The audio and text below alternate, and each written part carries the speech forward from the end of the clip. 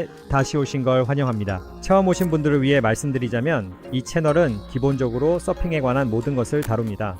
오늘 영상에서는 파도를 잡으려고 할 때 어떻게 하면 가장 좋은 위치를 잡을 수 있는지에 대해 이야기해 볼 거예요. 그리고 우리가 참고할 단서는 파도의 모양과 파도의 명암, 즉 얼마나 어둡거나 밝은지입니다. 이제 이 파도를 한번 보면 화면 왼쪽에 파도의 어두운 부분이 생기기 시작하는 걸 볼 수 있고, 가장 높은 부분도 그쪽에 있으며 그 부분에서 파도가 뾰족하게 내려옵니다. 이게 의미하는 바는 파도가 화면 기준으로는 오른쪽으로 부서지겠지만 서퍼의 시점에서는 왼쪽으로 부서진다는 거예요. 그리고 여기서 다시 보면 어두운 부분이 더 가파르고 화면 오른쪽으로 갈수록 점점 더 밝아지는 걸 알 수 있습니다. 이게 무슨 뜻이냐면, 만약 당신이 상급 서퍼라면 더 어둡고 가파른 구간에서 더 깊게 파도를 탈 수 있다는 거예요. 중급자라면 아마 중간쯤에서 타는 게 좋고, 초보자라면 오른쪽에서 타는 게 좋아요. 그런데 잘 보면 이게 앞으로 계단식으로 이동하는데, 그 이유는 파도가 해안 쪽으로 다가올수록 가장 좋은 테이크오프 존이 당신이 가고 싶은 방향으로 계속 이동하기 때문이에요. 이제 위에서 보면 이렇게 원뿔 모양처럼 보입니다. 자, 그리고 저는 아직 드론이 없고 앞으로도 살지 모르겠지만 인터넷에서 이런 사진을 좀 찾아봤어요. 항공 사진을 보면 비치 브레이크든 리프 브레이크든 대부분 이런 원뿔 모양의 패턴이 보인다는 걸 알 수 있을 거예요. 이게 바로 파도가 부서진 지점과 그 파도가 어느 방향으로 부서지는지, 즉 왼쪽이든 오른쪽이든 그 방향을 보여주는 거예요. 여기서 보시면 제가 오른쪽으로 패들링 하다가 방향을 바꾸는 걸 볼 수 있어요. 그 이유는 바로 그 원뿔 모양과 그림자 때문이에요. 잘 보면 이제 그 원뿔 모양이 왼쪽으로 기울어져 있는데 이건 파도가 오른쪽으로 부서질 거란 뜻이에요. 그리고 제가 피하려고 하는 어두운 부분은 더 가파르게 빨리 부서질 거라서 그렇습니다. 그래서 저는 파도가 부서질 것 같은 지점, 그리고 아직 부서지지 않을 것 같은 지점에 딱 맞게 가려고 하는 거예요. 이제 제가 항상 초보자나 중급자들에게서 자주 보는 실수 중 하나는 파도를 기다리면서 그냥 앉아 있는 거예요. 사실 파도가 바로 자기 쪽으로 오는 경우는 거의 없어요. 만약 상급 서퍼를 본 적이 있다면 그들은 항상 주위를 두리번거리는 걸 볼 수 있을 거예요. 그리고 그들은 파도가 부서질 것 같은 방향으로 계속 패들링 하면서 최대한 좋은 위치를 잡으려고 하죠.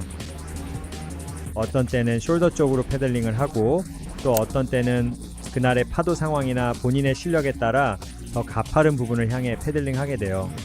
결론적으로 파도를 그냥 앉아서 기다리면 안 된다는 거예요. 지금 내가 어디에 있고 어디로 가야 할지 최대한 빨리 판단해야 해요. 만약 당신이 중급 서퍼이고 여기 있다면 해야 할 일은 경사가 덜한 중급자 구역으로 패들링 하는 거예요. 그리고 초보자라면 파도를 잡기 가장 쉬운 숄더 쪽까지 최대한 멀리 패들링해 가세요. 이제 파도가 다가오는 걸 보면 서퍼의 시점에서 왼쪽으로 부서지는 그 파도가 점점 덜 가파워지는 걸 알 수 있어요. 가장 좋은 라이드는 그쪽 끝에 더 가까울수록 나올 거예요. 가끔은 어디가 좋은지 명확하지 않을 때도 있는데 여기서 저를 보면 약간 중간 지점에 있는 걸 볼 수 있어요. 그래서 저는 그냥 파도가 더 발달하길 기다리고 있는 거예요. 다시 말하지만 화면 오른쪽이 더 가파르고 어두운 쪽이고 왼쪽으로 갈수록 점점 완만해지죠. 이 말은 서퍼의 시점에서 파도가 오른쪽으로 부서질 거라는 뜻이에요. 그래서 완벽하게 자리를 잡는 건 거의 불가능해요.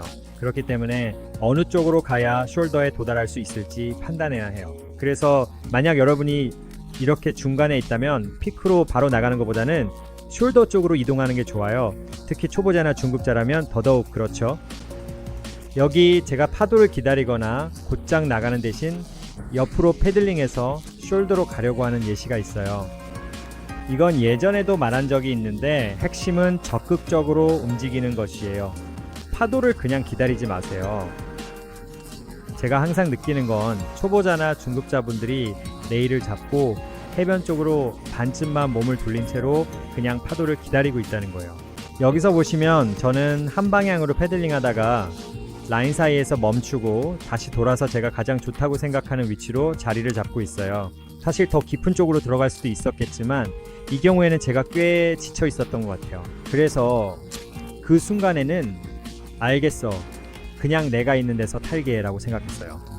하지만 다시 말씀드리자면 초보자나 중급자라면 파도를 쫓는 것에 익숙해지기 시작해야 해요. 파도가 여러분에게 오게 두지 마세요. 알겠죠?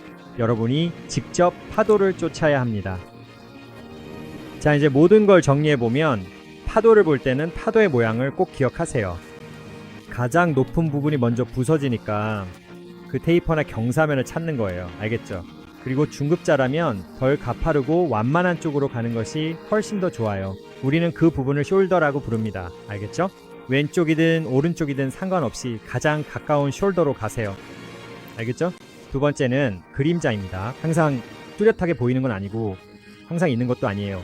알겠죠? 하지만 확실히 더 어두운 그림자가 보인다면 그쪽이 먼저 부서질 가능성이 높다는 뜻이에요. 그래서 그게 어느 쪽으로 파도가 부서질지 알려주는 신호가 될 수 있습니다. 그리고 다시 한번 만약 자신이 중간에 있고 파도가 당신 쪽으로 다가오고 있다면 왼쪽이나 오른쪽, 즉 숄더 쪽으로 가야 해요. 그냥 가만히 앉아서 기다리지 마세요. 스스로에게 물어보세요. 나는 어디에 있고 파도는 어디에 있으며 나는 어디로 가야 할까? 라고요. 알겠죠? 항상 적극적으로 움직이세요. 시청해주셔서 감사합니다. 좋아요와 구독, 댓글도 부탁드려요. 제가 잘하고 있는 점, 잘못하고 있는 점, 그리고 보고 싶은 내용이 있다면 꼭 알려주세요. 곧 새보드 몇 개를 구입할 예정이고 또 몇 가지 더 많은 사용법 영상과 제가 생각해둔 아이디어들도 올릴 계획입니다. 다음에 또 만나요. 좋은 하루 보내세요.